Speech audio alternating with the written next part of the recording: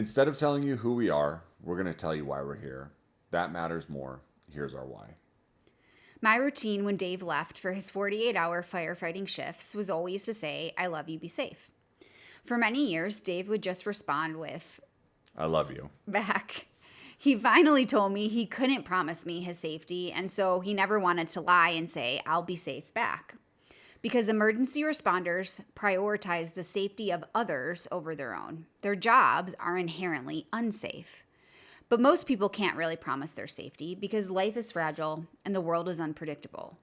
And what I really meant by saying be safe was a need for Dave to simply come home, return to me, our life, our family alive. Don't die, come home. Accepting the injury that the brokenness of the world might cause him, any first responder, and in reality, any human on this earth, doesn't mean that we don't keep going and keep living and keep growing. So we can't ask you for your safety, but we won't stop caring for our communities, and we will ask you all to do your very best to take care of your lives, your bodies, and your brains. Know that death is inevitable, and know that every moment counts. So don't die out there and don't die up here. We believe that being real offers opportunity for growth and ultimately success. Success in self, in relationships, goals, and in building a community of mental fortitude. That is our what.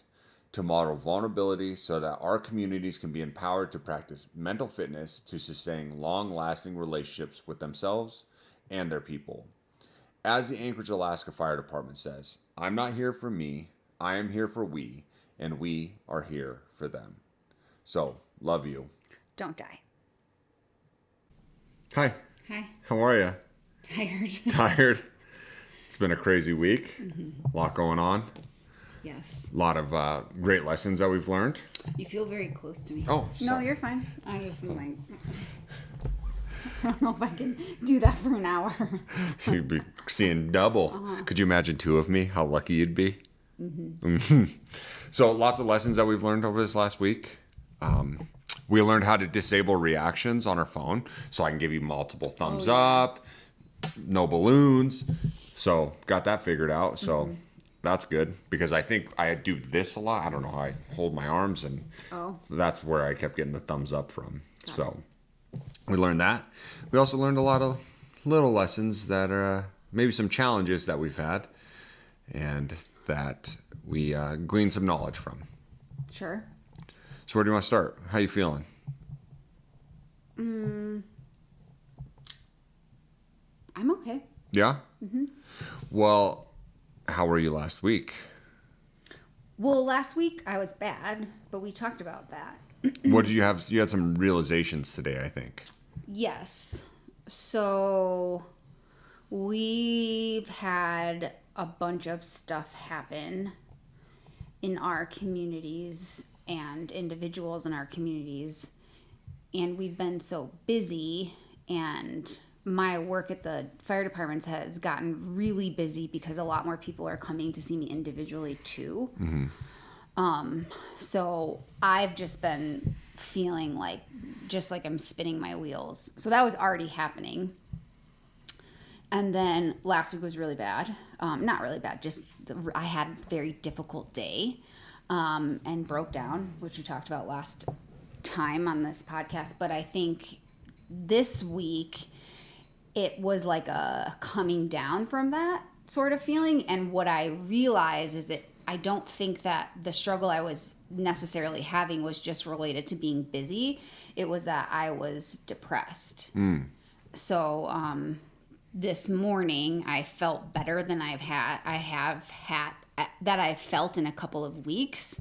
And so I just kind of put it all together and realized that I was in a dip, which is what I like to call I don't want to say episodes because they're not like episodes where I go crazy, but just like feel depressed and struggle a little bit and then come out of them. So I don't know. So I'm tired. Yeah. But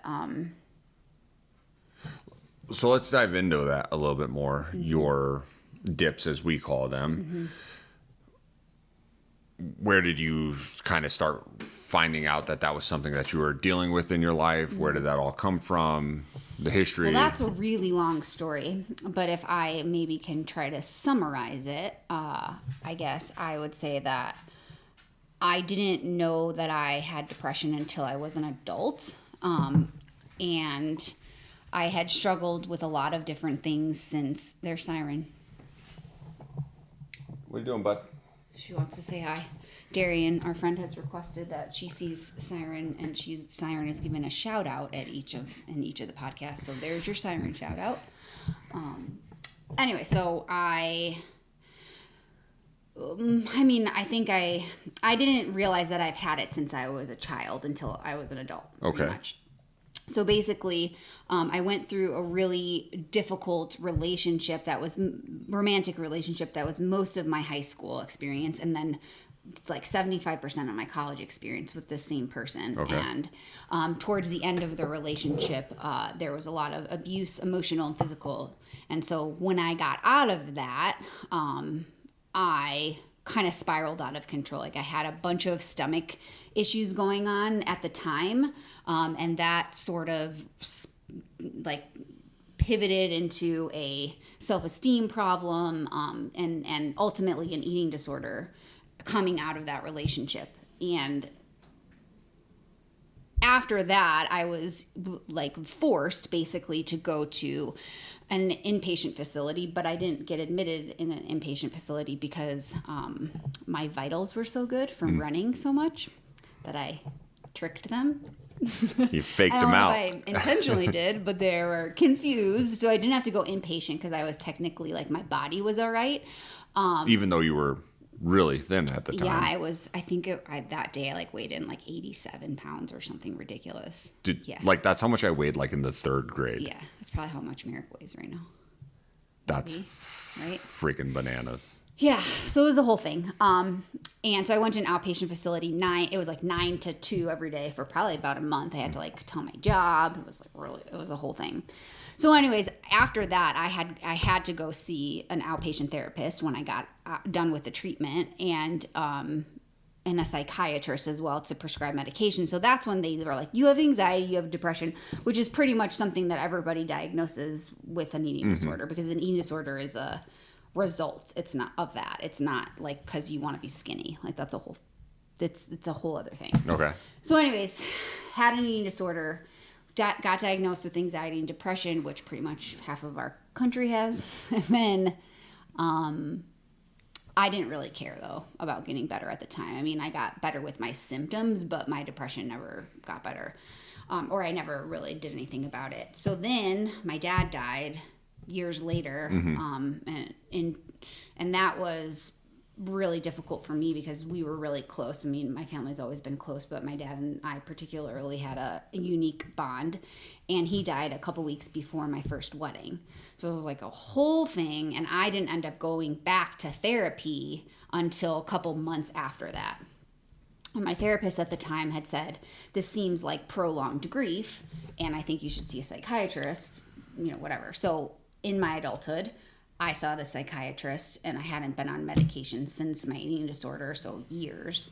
And she recommended going back on some for a while, which I was probably necessary at the time to get through what I was going through with my dad. But I haven't been on medication for, I don't know, gosh, how old am I? 30, 10, 12 years. But it was difficult for a while, and the psychiatrist was the first person who ever told me. I came in, and usually you're just used to like this 30-minute consultation, and they're like, cool, here's your pills, bye, see you in 3 months, and then I'll just give you some more. And she was really special because she did like a therapy session with me, and it was almost like an hour and a half long, and she like wanted to know my whole life story. And then she basically like, through talking about it, was like, you pretty much have had depression since you were a child. It's just something that you have. And what she referred to it as is dysthymic disorder, which is basically, like everybody kind of, lives on this wavelength, and I'm like a little bit down here. And pretty much I ebb and flow based on life situations and what triggers or activates me and what doesn't. And so I'm going to have it forever. Yeah. And that's when I started learning, like, how do I manage this? Because I can't hate it. I can't think it's going to go away, but I also can't let it run my life. So since then, really, I've been learning how to manage it and to recognize when I get into my dips. And so that's basically what happened this week is I just had a realization that it wasn't just that I've been really busy and burnt out, but I think there's some underlying dip going on under the surface. And your dips aren't or your waves, I guess, aren't, for the most part, like more like I think some of us think about this. We're like, oh, maybe it's like more of manic where you're up and down within minutes or hours. Yeah, no. Yours are. And I think that's like almost it's like a society's understanding of bipolar, which is also incorrect. But it's not like boom, boom, boom, boom. I'm crazy. I'm not crazy. I'm crazy. Like that's not really bipolar either. Okay. I mean, there can be some underlying, like, really high highs and really low lows for somebody who struggles with that. But mine is more that I'm, instead of being in this middle ground, I'm kind of teeter-tottering, like, through it, like, in waves. Okay. And it's basically dependent on things that are going on around me in my environment and how I interpret them. So kind of, like, situational, sort of. But it doesn't mean that I know where it's coming from. Yeah. It's not like, oh, dad died, now I'm in a dip. It's more like something maybe activated these like feelings in me or these emotions in me, and the more that I start to go through them, the lower I get. Yeah. Right? Okay. And sometimes it can be good things. Like we can, like sometimes when we go on vacation, I'm like, when we get back, I'm like, I was really not bored, but I was feeling like that restlessness. Like, so it doesn't always have to be something bad or negative. Like it can just be sparked by feeling like I shouldn't relax or whatever it is. So does that answer your question? Yeah. So today you realized, oh, I'm in a dip. Yeah. And I guess I was misreading where you were at recently because recently, for the last handful of years, we've been trying to really figure out some body stuff going on with you. And like the last couple of days that I've noticed, you're like, I'm not feeling well, or like the words you've been using has made me think it has been more of a physical response. And the more and more I learn about all this stuff, it's not just one or the other for the most part. It is yeah, they're connected. They're super when connected. So not to get into the weeds about it, but I have stuff going on with my cycles, right? Yeah. And so when, and we can't figure it out, maybe endometriosis, all this banana stuff, but when my body's not well, or I'm in a part of my cycle where I'm having these really bad internal somatic symptoms, it's probably going to activate my depression, because a lot of what I feel from my physical problems is that I can't fix it. Like I can't get better. I'm doing all the things. I'm working out. I'm doing this. I'm taking my, stuff at night to help me with my sleep. Or my herbs, like I'm doing all these things. So Your sand? My sand from my acupuncturist. Yes. She's Dave selling you calls my sand. herbs my sand. Yeah. So I take my sand, my potions, I'm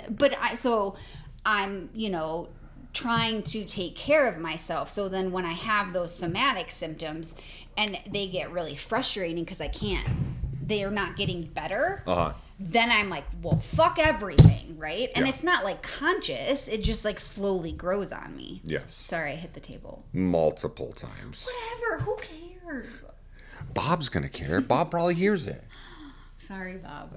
He hasn't said anything, but it's driving me bananas. Okay, I'll give my hands to myself. I'll sit on them. We used to make my mom do this.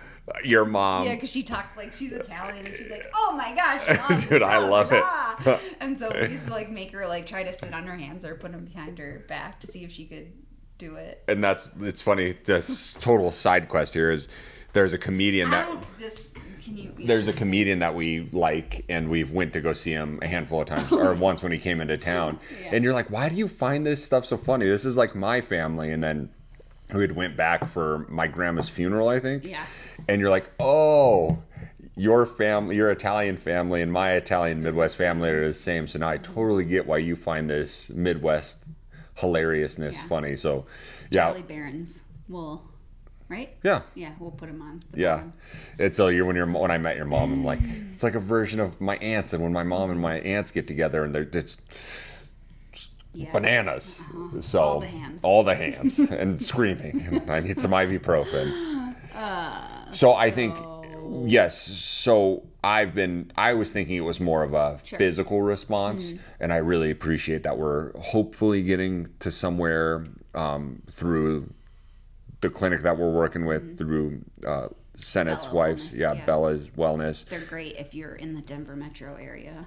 They've been helping out a lot. This was the first time that we've had a physician, Stephanie was her name, that sat down and like really dug in, was like, let's not just... I've done like 5 rounds of blood work because she's going through all the different days in my cycle and why this is, and she's the first person that's ever found anything wrong with my blood. Yeah. And I've taken a million blood tests for different doctors, or a million ultrasounds to try to figure it out, and she has this system that they're using, and it's the only thing that's anybody's ever found anything before. So we're super stoked that we're getting somewhere. But I think part of what I was thinking was more of a physical response recently.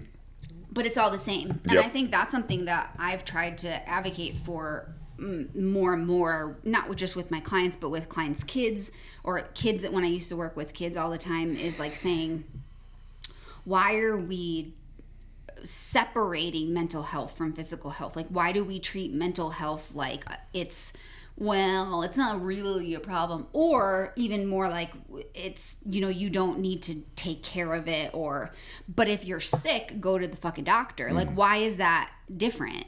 So to me, I hear what you're saying, and like, yeah, sometimes I thought it was physical symptoms, but also like, doesn't matter.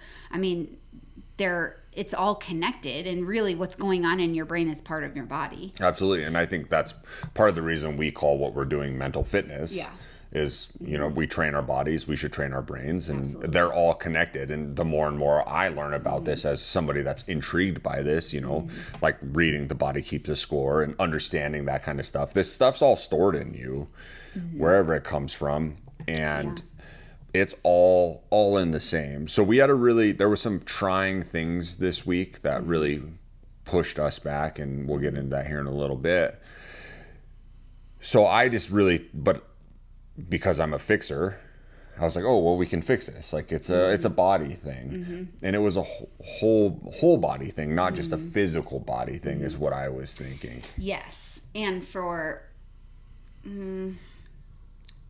anybody who's a partner of, or a family member or friend of somebody who potentially struggles from, I'm just gonna say brain stuff, because I don't even want to say depression or anxiety, because it's then we're pinholing them. That's write that down. Go ahead. Pinholing. Yep. What's a word? I think you're saying to like pigeonhole somebody. Yes. Pigeon, pin. You whatever. have 2 master's degrees. But a pinhole makes sense because it's like the point of a pin. It's very small, right? It makes sense. My metaphors are better than life's, so whatever. So,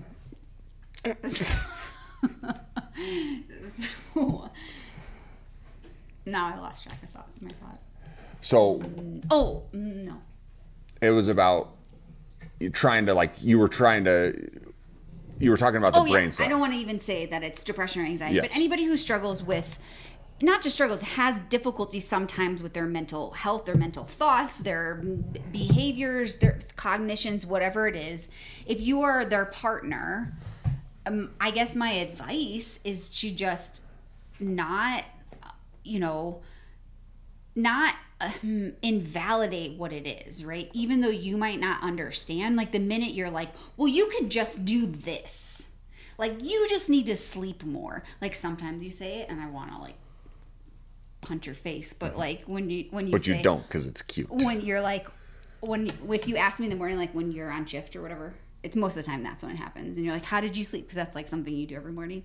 And I'm like, nah, or I slept well. And then I talk to you later and you're like, what's wrong? And I'm like, I'm tired. And then you're like, well, I thought you slept well. Right?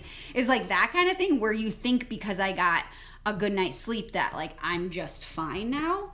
I think that's sometimes what happens is people who struggle with this, then we want to be depressed more so we can prove a point to you that we're not okay. Yeah. Instead of it just being like, we're not okay and that's okay. You know, like, I don't know how to explain it. It feels almost invalidating when somebody has even if that's not their intention, has a response like, well, but you ate dinner, or well, but you got enough sleep, or well, but we're outside in the sun and we're on vacation. You should feel good, and we don't. Then I get, and I don't want to assume that other people do, but I can speak for myself. I get really defensive, and I almost want to be depressed more just to piss you off because I'm like, well, just let me, let me be where I'm at. Instead of trying to force you through it or trying to, because I did this one thing that I should just feel better. Like that's just hard. So if you're a person that's supporting somebody who's having a difficult time, just a good reminder is to not invalidate where they're at just because they're doing some skills to try to get through it. Doesn't mean it just goes away. So, and I think thinking back through our run today, like we've been pretty fortunate this week. We've got to put some miles in together. Mm-hmm. This was the first time where we were like chatting the whole time. Uh-huh. The last couple, like we've put in quite a few miles together this last week. And I mean, I don't think we said more than 5 words together. My brain, right? And I was just having a hard time running. I wasn't even thinking about, because I'm a better than you. Uh-huh. And so I was just like, I'm like focusing on trying to finish, get through this run. Mm-hmm. And today we take off, and from the moment we start till literally we got home, we had this like really, in my opinion, awesome conversation. Yes. And I would say, just to be on the other end of that, like for not the advice, but to give some support to the people that are more like me or struggle with things, is to recognize that the reason why I got there today is because I self-assessed. Because I was finally like, oh, I'm in a dip. Then, because once I have the realization that I'm there, it's not like it goes away, but there's a lot more bandwidth that I get back by just accepting that I'm there, instead of like being like in this like, why do I feel like shit? I'm so tired. Oh my gosh, what's going on? Everybody's terrible this week, whatever. And I'm not blaming it, but I'm recognizing it from an external place instead of taking some stock internally. And once I did that, like that was the only solution I needed, because I can't just snap my depression away.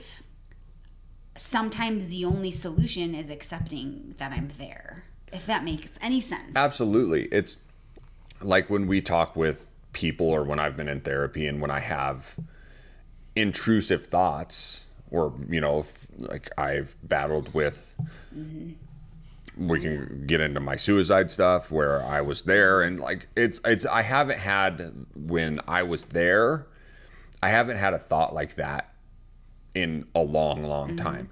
But those intrusive kind of like those dark passengers to pull from Dexter that come up sometimes, instead of just completely ignoring that thought, I go, oh, that's where my brain's at right now. I see you. I hear you. Okay, that's where I'm at right now. So what skills can I use to say, okay, thank you for reminding me that I am still human in this greater collective unconscious that I believe in, that I'm like, okay, this is a thought I'm having currently. I have to have it. I have to see you. And I'm going to use this against you, or to use you in a better way. It's like when we talk with the kids, they have an interesting story and an interesting past because of the things that have happened with their bio mom passing away. And we're like, you can either use this to a disadvantage, as in being a bad... Well, I don't even think it's using it. It's just letting it use you, maybe. Or you can use this as a story and to grow and to be like, this is something that has happened to me, and these are the great things that I've done since then. Because of it. And it's not even just because of it, because they're their own people too in this greater world, but it's part of their past. It's part of their story. Sure, but if it didn't happen, then a lot of the things that they've learned through the both of us would have never been learned. That's very true. Right? So that's what we talk about We're like, hey, you can use your stories. I'm really fortunate when I go on calls with some people that, I've lost a spouse to addiction. I watched my dad go into cardiac arrest in front of me. I've battled with suicide. You almost committed. Like, let's be real. Yeah. So, and we can get into that, but so and I'm not saying that I'm always the right person, but like when I run these calls, I can either get angry like I used to get about people that had addiction problems or people that are suicidal, or I can be like, hey, I'm going to use this to be like, hey, I've been not exactly in your shoes, but I know kind of how you feel right now. Not exactly, but I can feel that. And I'm really happy that I'm here with you. And I'm still happy that you're here. And we're going to get you to the place that hopefully they can get you all the help that you need. I don't know if that works in those forever, long-term, in those situations. Maybe it's a little bit for me too. But I like being there for those people in those moments, because I could use my story, like I said, for like the same with the kids, as a negative, or I can use it as my superpower, where I'm like, I feel you, I hear you, I see you. I've been very close to where you were at. We're gonna get through this. I'm gonna help you. Well, I think that's kind of the reason why we started this podcast in the first place. I mean, if you think about it, or just our lives and how both of our lives have led us here. I mean, I just feel like that's a bigger theme in everything, because I mean, that's the reason my stuff is the reason why I'm a therapist. Yeah, absolutely. It's literally the only reason why. And now that I'm a spouse to a first responder, I'm a therapist for first responders, because not only can I understand what it's like to feel depressed, to feel anxious, to battle with your self-esteem, to be in an abusive relationship, but now I also know what it's like to marry somebody who does what you do and all of the shit that it costs our family, right? The lessons that it gives us, but also the hardships. Yeah. I mean, so I don't think that I would be able to do what I do without struggling with what I have. I mean, that's what makes me relate to all of my clients, even if it's not depression. I mean, everything kind of is at some point, right? Yeah. And that's I guess a bigger theme. Well, not theme, but something that I wanted to, I guess, talk about as far as advocation is just, even if we're not like, let's not pinhole. I'm going to use that from now on. Okay. Pinhole our communities into saying that they struggle from depression, but I think like the statistics are reported depression is like 25%. Right? That's so much higher than that, right? But even that, I mean, that's a lot. Like that's a quarter of that says that have been diagnosed as, right? And that's, I think, something that, like we were talking about, is like we have a thought of what depression looks like. And it's like that Eeyore. Yeah, I can't get out of bed, which I have that too, but I can't get out of bed ever, and I just lay in bed and cry or hate myself for days on end. That can happen. Yes, that is part of it. But typically, I would say the majority of people that have or struggle from depression is not that intense.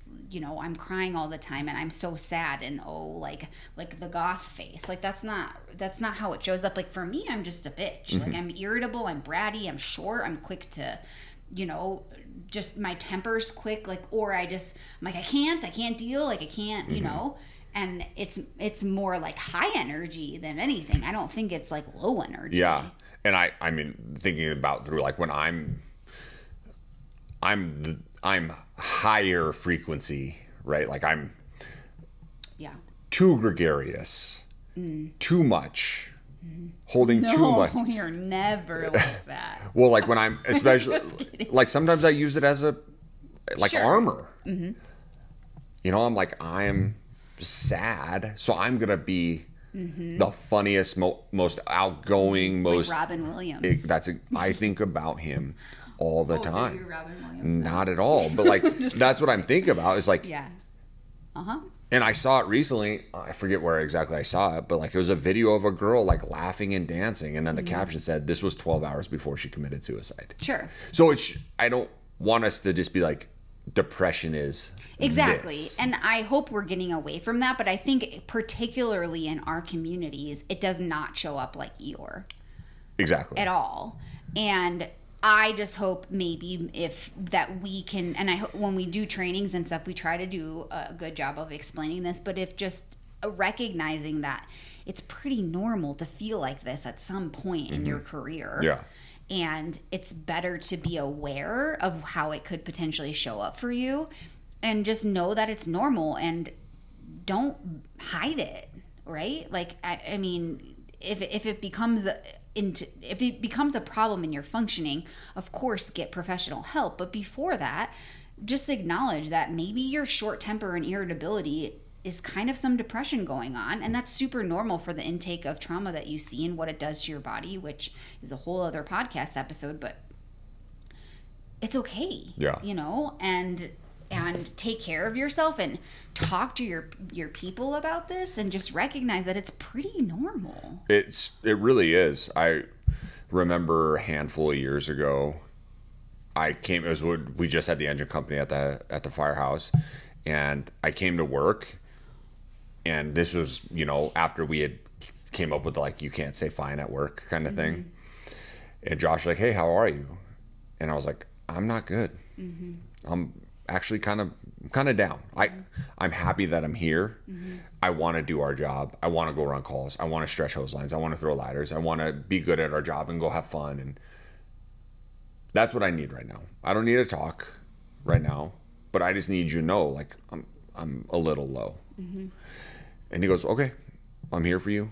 Matty Boy's here for you. Like, when you're ready to talk, if you're ready to talk, or if you need other things, then you just tell me." Okay, sounds good. It was later on that day, maybe, I don't know, a couple hours, 4 or 5 hours later. We get back from a call, and we were like chatting on the way back. And then we just sat in the engine and talked for like 30 minutes. And that's what I needed. I needed some time to reconcile those thoughts and file things and move things around in my brain. And then I needed Josh to just be somebody that I could talk to. And he was. In that moment, that's exactly what I needed. Didn't try to fix anything. Didn't try to... he maybe gave me a couple ideas or skills, but it was just like, okay. And then, then you and I got back together. We were talking about where things were at, how to move through things. And I was able to go to the fix it portion of that, where I was at, or adapt portion of where I was at. But I couldn't have got to the adapt portion if I didn't have the ability just to talk through how I was feeling. You can't skip steps. This is a perfect segue for skipping steps. So we talk a lot about Maslow and how we use that hierarchy. What have you been doing? Where were you at? Maybe work us through some of those steps what things you've been doing to maintain your foundation and work back up to where you're at now, or at least some realization. Because like we talk about, you can't build from the roof down. We have to start with the foundation. So Maslow's hierarchy of needs is a psychology, not term, but it's a theory of just how to make sure that you're getting your basic needs met in order to reach your highest self, right? So it's in a triangle, recognizing that your foundation is what gets you to the top, and you can't skip steps. You can't just jump to the top of the pyramid. I can't just be self-actualized. No, I don't. And I only think like I don't know how they measure this, but the statistics are like 1% of the world. Well, they just ask the collective unconscious, like we were talking about about in our run today. You just pull the world. So, yeah, So one of the trainings we do in resiliency is about doing basic shit, which is comes from Maslow's. And what we say is when you're in a space where you're dealing with trauma or depression or anxiety or a higher level, functioning problem in your brain, you have to have a foundation in order to tackle the thoughts that are feeding into the depression, anxiety, trauma. So you got to go backwards and you got to recognize where are you at foundationally, which is, are you eating food eating food that's not all processed? Are you taking care of your body by drinking enough water? What's your sleep like? Are you exercising? Are you moving your body? Are you getting out in nature? Are you getting sunshine, vitamin D, vitamins in general, because we're all deficient in vitamins now?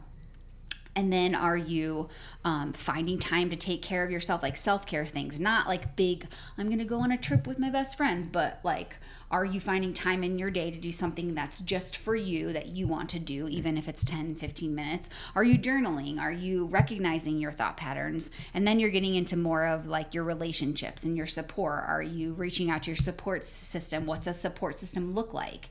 And then working on your own like self-esteem and higher level stuff. And that's kind of where we get into the dealing with the depression, anxiety, or whatever's going on.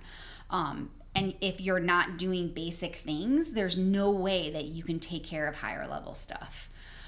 So the question was about, what am I doing? Yeah, like what have you been doing? Did you realize you were lacking in some of those basic steps? I think why I got to the point of recognizing that I was in a dip was because I was like, all of this shit that I'm doing is not working. So that's a realization. That's like the third step, like the self-esteem step is like, I'm eating food, like I plan my meals all the time. Like I eat the same shit because I know it won't upset my stomach. Like I make sure that I have a little protein before I work out and all, like I do all the stuff. So that hasn't been bad, and it hasn't been bad for a long time. I'm pretty regimented in that regard. My water intake wasn't good, so that's something that I realized I haven't been. I've been pretty dehydrated, so I'm trying to drink more water and not so much coffee, even though I've been pretty good about that. But still, like, instead of having 2 cups of coffee, have 1 and then have water. And then safety is, the next, like, safety and protection. And that I don't feel like I can really manage right now because I feel safe with you. I feel safe in our house. I mean, sometimes I struggle with the kids, but we're working on that, and that feels like it's being taken care of as far as my wanting to be in the house and whatnot. But the safety thing was really more about, I feel like, other people. So other people aren't safe, or other people are having a really hard time right now, and I'm intaking that. You were feeling it. Yes. So it was a recognition that this piece of the rung is not, or the triangle is not mine. Like, right? Like, this isn't my stuff. Like, Sammy's not fucked up. It's everybody else's struggles right now that are affecting me. And like, that are heavy. Yeah, and you're a big feeler like Merrick is. Yeah. Where you guys just... You could not even be part of it for the most part, but like you feel it like inside you.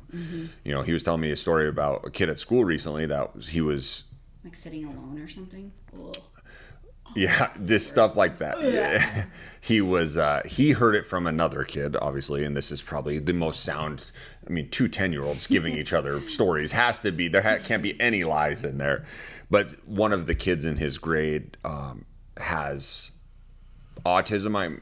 He says, I've never met the kid. At least I don't know if I have, and I don't really even know. So he's like, oh, so and so was getting made fun of by so and so about his autism, and I'm like, well, what'd you do? He's like, well, I wasn't there, so I just heard it from another so and so, and he's like, and it made me feel sick. Like, he's like, I can feel it in me, and he's like, it just makes me so sad, and I just feel like this weight. And I think that's how you get. I mean, I know that's how you get too. Is it's not even directly you, but you're inhaling all of that from our community and people around you, and you just like, it gets inside of you, and you and him feel things so deeply.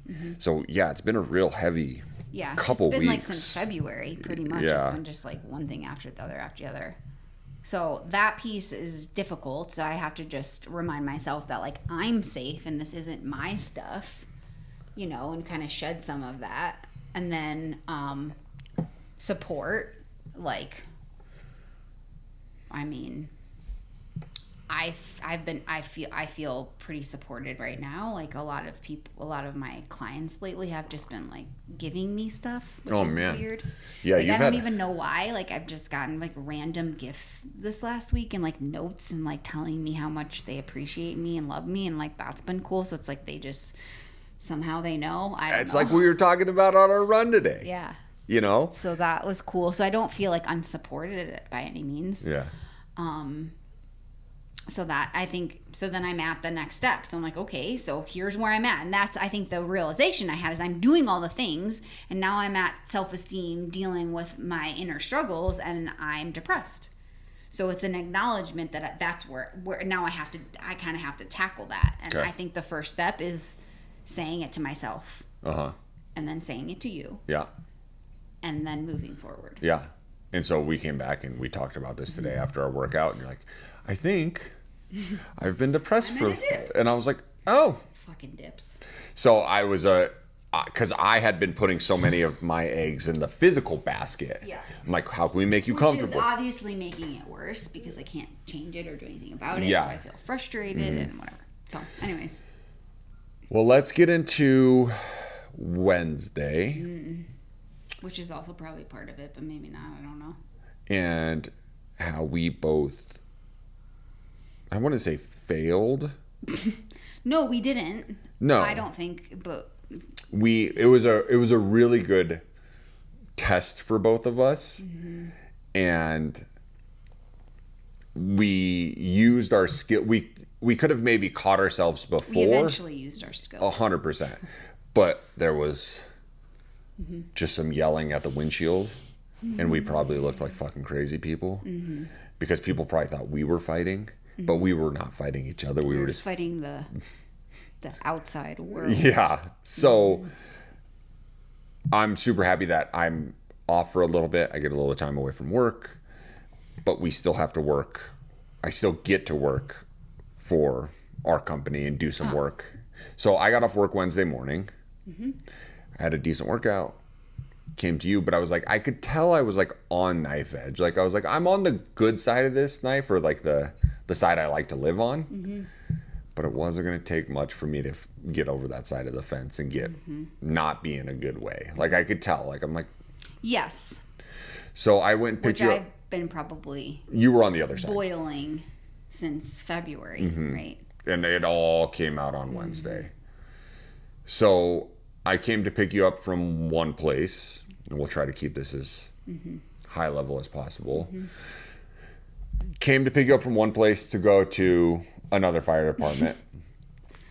Some things came to light that I think what was very frustrating, or what was difficult for us, is that it challenged, or it felt like it was an attack on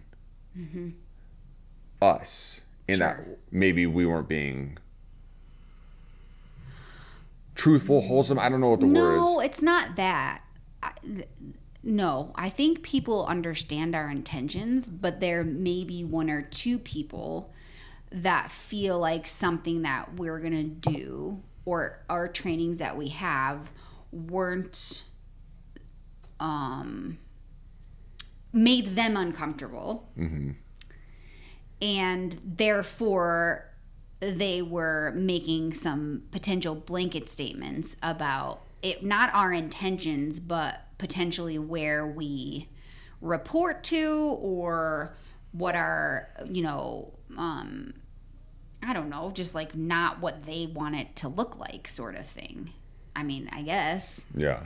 I don't know how to say it without saying it, so it's difficult. But and basically, we're not skeptical of like the humans we are, but it felt like that to us. Yes, right? it felt like an attack, and nobody came to us in particular that said these things. It was like just like I was Somebody talking about. came to us about what other people were saying because they didn't want it to be snowballed into a potential problem for people buying into what we're doing at the department. And it felt like we were like... Felt like it was everybody, but it wasn't. It was, and we don't even know. Like, nobody's came and had a meaningful conversation with us, which we're more than willing to have. Somebody had it for them. Yeah. So, let me think how I can word all these words together. So David was mad. Pretty much in protection of me.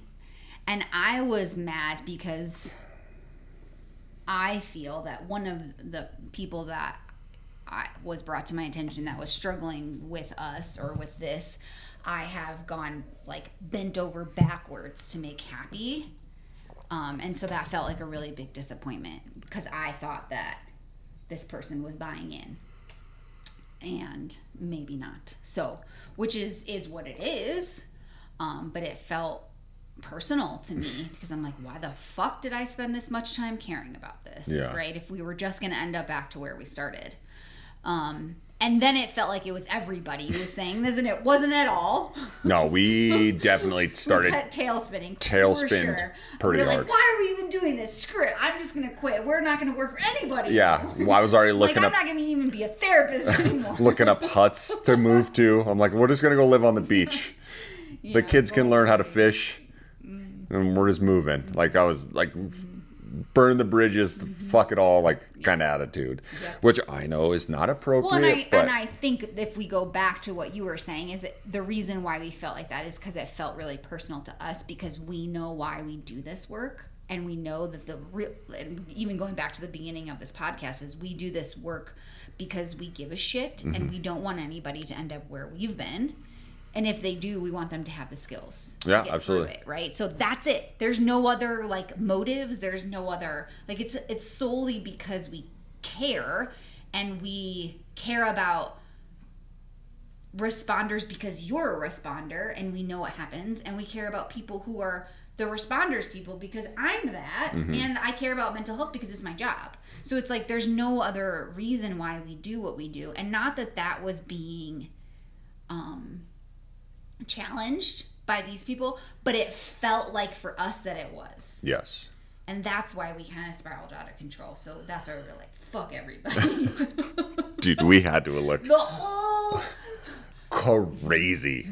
Everybody driving. Everybody who ever has used it, I don't know. It was a rough. nutty. That was a rough 45-minute drive. So, We were angry. and unfortunately, we weren't able to reset when we got up there, and we were because we were going to work. And we were in a bad mood when we got up there. We were called out. Yeah. A couple people Both realized. the chiefs were like, what the fuck is wrong with you two? And we didn't Are you lie. getting a divorce? And we were like, Well, my face was all swollen because I was crying and yelling. yeah. This whole thing. And you drove like 9 miles an hour on the way up there. I'm like, can you accelerate? Then you should have just driven. I tried to. And No, said you didn't. Not on the way. Oh, okay. Lie. All right. Just drive. If you're going to complain about my drive, then fucking drive. Deal. Okay. So we got up there. They asked us what was going on. And we were like, we're not. And we're happy to be here. Well, yeah, because like- that's like our favorite place to be. Yeah. I mean, they wrap their arms, their arms around They us wrap their with hands love, around us.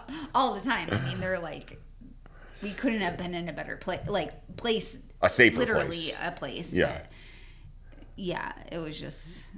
So we couldn't hide it, but that's another thing is we don't hide that. And we didn't air our dirty laundry, but we're like, not good. Yeah. Rough morning and we're trying to work through it.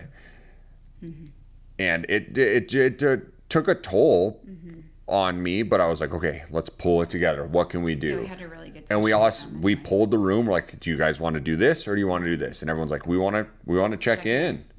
All right, let's go around the room. Let's check in. Let's dig in. And by the time we were done, I was able to separate there was some separation in time and space from the insult, if you will, and when we were going to either react or not react. And that's what I always tell Merrick. I'm like, if something happens to you, what do you need to do? And we talk about the white space. Find the white space, because if you can not react for a second, and then you can work on that and not react for 2 seconds, 3 seconds, 4 seconds, or whatever that looks like, then you have time for clarity in your thoughts. And sometimes you have to be reactionary when you're in your fight or flight mode, but like a lot of times you're like, something happens, especially like what happened to us in that time and space. If we would have not went to where we went to, and we would have stayed in your office, we would have probably started sending emails. We would have done this, we would have done that, like, right? Like we were talking about, but there was never coming here. I'm just gonna avoid this shit, all this stuff. Yeah, but there was made really poor decisions. Absolutely. So it was unintentional white space time, and then when we got back in the car, we were able to have a adult, grown up conversation and go, okay, let's practice some of the stuff we're gonna get into here, and have some realization, some clarity, some thought, and go, okay, everything's gonna be okay. And I think this is I feel like one of the first times that I was able to be like, I need to ask somebody else for help. So you reached out to somebody, which is like brand new for me. It's totally like a brand new thing, is that I usually just try to manage things on my own or come to you, which you're helpful, but I think we needed like outside perspective. Yeah. And this was the first time that I was like, you know what? I'm going to call Rooster, because he's my moral compass at work. And I'm like, he's going to tell me straight, like, do I need to do something about this and pivot? Or do I just need to like, let this ride? Yeah. You know? And I did that, and it helped. Yeah. So. We're going to pause real quick. Well, welcome back. Sorry about that. Somebody was We thought it was the kids, because they're in the camper right now that's parked on our driveway. And it was somebody trying to sell something. I thought he was going to. Like, oh, I told you. Well, there's probably going to be a poop in the toilet. Let's go. All right, here we go. So what we were talking about was not using our skills. You reached out to Rooster. Oh, yeah. So anyways, that was the first time that I feel like I've really been like, hold on, I need to pause and let me use my resources. I'm not really good at that. Like, it's always I just got to figure it out myself, or I'll just ask Dave. And that was helpful for me, is just to say, like, people are there to help me too, you know? So we did that. And something that we try really hard to continue to practice is stoicism. And stoicism is a way that I feel like that is why I was able to do that. And that's why we were able to pause for a little bit, get our anger out, vent whatever with each other, but then not be so reactionary to the situation. Because after talking to Rooster and after having the day and the end of this, like, we didn't do anything. Like, we're going to let this ride out. And, I don't think we would have been able to do that if we weren't practicing stoicism. Absolutely not. So do you want to give a brief synopsis of... You're really burpy. Yeah, sorry. Real gassy. Gassy little boy. What stoicism is? I don't know if I can give... Because we have this book right here. And I don't know if I'm going to try to give it the best that I can. Okay. So I was given a book similar to this one, written by the same author, Ryan Holiday, from now Captain Aaron. I was in a really bad way. I had made some really poor decisions in my life. I had done everything up into the point of suicide, and thankfully didn't, because I thought of the children. Like, that was like the thing that was keeping me grounded to this world, was I'm not going to leave those kids. But I was there. I had a plan, everything. Thankfully I didn't, because it was about a month later, Stacy passed away from her addiction. I don't really remember it, because those times were very turbulent and up and down. And I don't really remember exactly when Aaron gave me the obstacles away. But he's like, hey, why don't you like take a look at this? And I had just gotten back into reading. Fucked up. You should probably read this. I had just gotten back into reading within like the last year of like trying to actually put some books in and do some reading and stuff like that. And so he gave me this book. And I just remember like being like, no one had ever taught me this. Like, this is not something that had been talked about. I came up in a quasi-religious family, if you will. Like, we went to church the 3 times a year or whatever, 4 times a year. And they're like, oh, like it was all, and I just remember always being around, like, if you just give it up, you know, or whatever. And I'm like, that just didn't do enough for me. Like, I didn't understand. Like pray, like give it to God. Yeah, I'm like, no, I feel like there's like, I understand that it is a skill, and I don't disagree with that. That's just not who I am. So I wanted something more that like maybe I aligned with outside of religion. You know, and like what we were talking about today on our run. Like, I believe in the bigger thing, the whole collective unconscious. Yeah. And if religion's part of it, awesome. Do what you want to do. But it wasn't for me. Like, it just didn't work for me. So this was the first time like somebody was like, these thoughts and decisions are all within your control. There is no good or bad. It just is. And it is up to your perception to decide what this really is. And I was like, oh, holy shit, I get to make this decision. It's not made for me. I get to decide this is good or bad. And I kind of see things as just are. And I tell the kids that, like, this is bad. I'm like, meh, it is. It just is. Let's get through it. So this was the first time that I had really understood that I could do something different. So Aaron gave me The Obstacle Is the Way. This book is The Daily Stoic. It's written by Ryan Holiday and co-authored by Stephen Hanselman.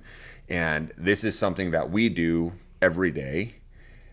We listen to it with the kids all the time. Funny story. So yesterday I was taking Merrick and Taryn to school, and we were listening to The Daily Stoic because you can sign up for his email or like sign up for his podcast, and it'll just send you the email, or every morning he just uploads it. It gets automatically uploaded, so you can listen to his like a quick synopsis. And it's not from this book; it's something different. They're both different. The emails and the podcast is different. Yeah, and so yesterday we were driving to school, and he talks about signing up for the email. And Merrick goes, so I went onto his email yesterday, or onto his website yesterday. I put my email in, and it says already signed up. He's like, where do I get it? And I'm like, in your email. He's like, oh, like he thought he would just go to the website and it would be there. Like populate? And I'm like, I'm like, buddy, you got like, how long ago did you sign up? He's like, at the beginning of the year. I'm like, you have a whole school year of Daily Stoics. You got like 365 days. I'm like, well, I guess I know what you're doing this summer. You're going to hammer through some Daily Stoics. So it was pretty funny. So sometimes I don't know if what we're doing is working with them, but that was one of those moments where like, oh, we're winning a little bit. Yeah. So super cool that he did that. So we do this one. Stoicism. Go ahead. Is, just because we've gotten into the weeds, but like to clarify, is not that the popularized way of saying stoic. It's not what it means, because when we say stoic in our English, the English language, most of the time people are referring to somebody who has no emotions. Like they're like show up stoic. Yes, I mean that's an interpretation, but it comes from the philosophy of Stoicism, which is I have emotions in my body. And if I can learn to understand them, then I can learn to manage them and manage my reactions so that I can respond instead of react. Yeah. So Stoicism is not an emotionless state.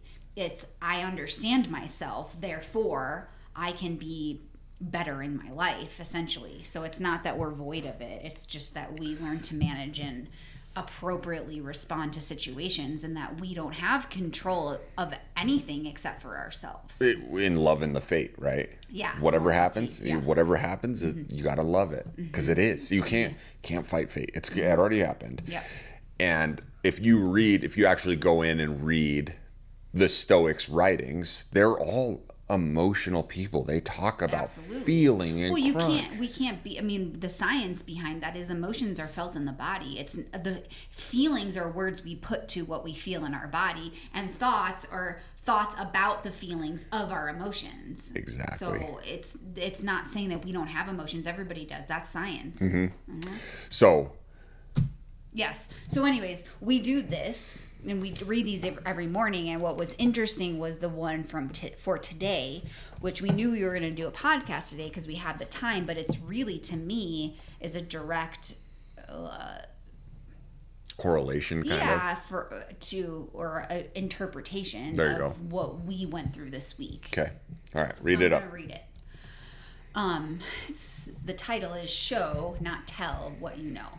Those who receive the bare theories immediately want to spew them as an upset stomach does its food. First, digest your theories and you won't throw them up. Otherwise, they will be raw, spoiled, and not nourishing.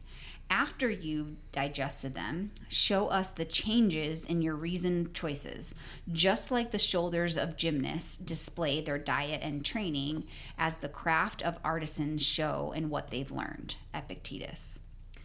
Many of the Stoic aphorisms are simple to remember and even sound smart when quoted, but that's not what philosophy is really about.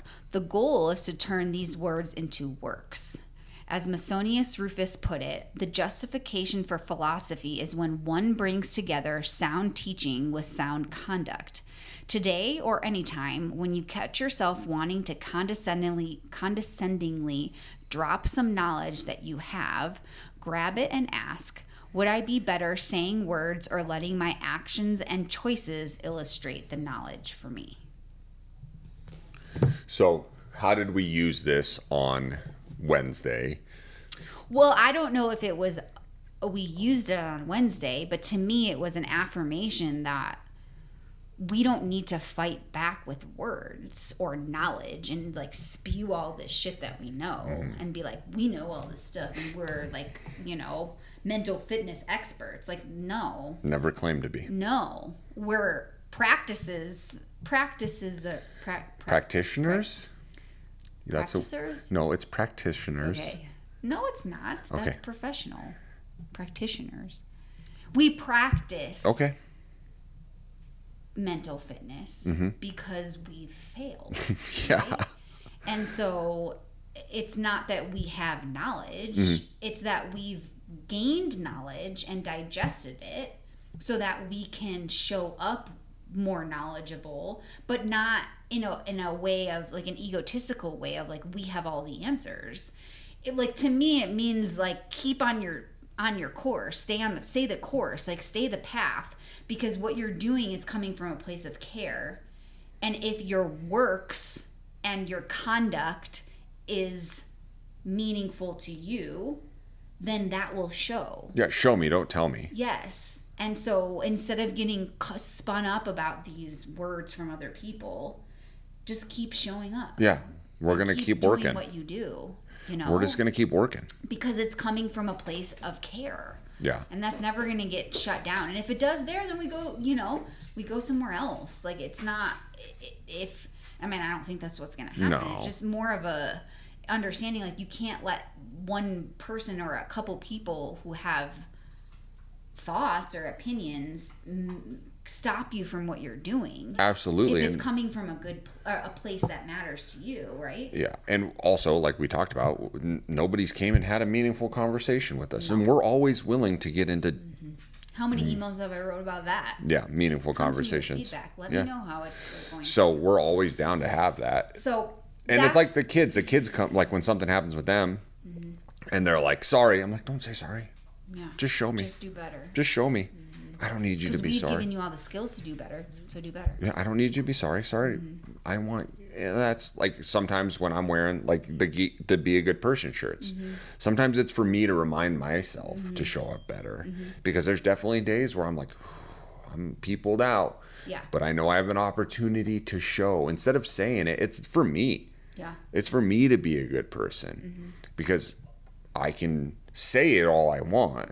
But if you don't show up that way, it doesn't matter. The words are just, there are some power in words, but... Well, sure. Actions and words? Well, and knowledge doesn't just come from you. Like, it comes from all of the things you collect. And so that's, I think, really what Ryan's saying is, like, digest all the things that you learn before you start acting like you fucking know everything. Yeah. Like... I think that's when I started realizing how little I know. Yeah, the more you know, the more you don't know. 100%. Absolutely. Absolutely. 100%. Like, I'm like, oh, I'm getting a handle on this. Then you go to like the next level or the next chapter.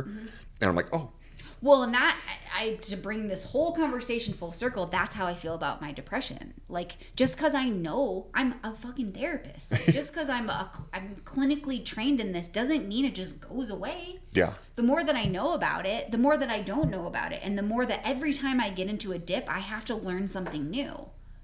Yeah, you practice. Yeah. This is a practice. Life. Practice depression. I'm really good at practicing depression. Can't wait for the big game day of depression. The big D. Oh, hey, yo. This is a family. I said that in training. This is a family podcast. No, I don't Dude, remember. I literally said that when we were training the officers in the fire department. I said that when we were, and I'm like, nobody said the big D yet. Oh my God, Samantha. You were there, babe. I've obviously scrubbed It this was from fine. my I was brain. like, guys, whatever. Ha ha ha. So funny. Okay, let's move on. Holy shit. Anyways. All right. So, embody it. Be who you want to be. Understand that there's going to be times where you're not showing up the way that you think you should. Feel those, let those in, understand it, and go, okay, how can I right this? There's going to be waves. There's going to be outside things, those rocks like we talk at RTR, that are outside of your control. I love it. I love this fate. You've had, June's a hard month for us. We're coming up on June. Why did you say that out loud? It just is. I know. So, we've... Stacy died. My dad died. It's Father's Day, It's Father's Day. which is when Stacy died. Yeah. There's another one. My dad's birthday. Your dad's birthday. So, there was a lot of things that happened in June. Woof. And that's just part of our fate. Okay. How do we show up? How do we say, okay, I see you. Bad days, bad times. That's our perception of them. I love this fate. Find the good in things. Hunt the good stuff. Stacy dying was extraordinarily hard. On me, on the kids, on her family, on my family, people around us, her friends. And I have said, okay, what good things can I find from this? Eventually. It took a long time. Yeah. It could have went the opposite way. I could have went down a gnarly bad path, which I could have started that. I was like, okay, how do I find the good in this? And it took a long time. You're right. It did. Now I use it like I tell the kids. Are we going to use this for our... Well, and I mean, I have a different perspective, obviously. But I mean, to me, that was tragic, right? That's how her life ended. And also, I know where the three of you are at now. Yeah. Which is light rails. Light rails ahead. Of where you could have been if you continued down this addiction path with her, where she didn't want to get help and she wasn't getting help, and then the turmoil that would have caused, especially for Taryn and Taryn and her relationship. So I would never wish anybody's death. Absolutely ever. not. No. Like, never. It's the worst thing I've ever gone through is my dad dying. And the three of you wouldn't be where you're at otherwise. I don't know where we would be, but absolutely. We wouldn't be here. Struggling with a lot of other things. Absolutely. So we have to say that because this is where we're at now. Right? If she would have gotten help, maybe the story would have been different. Yeah.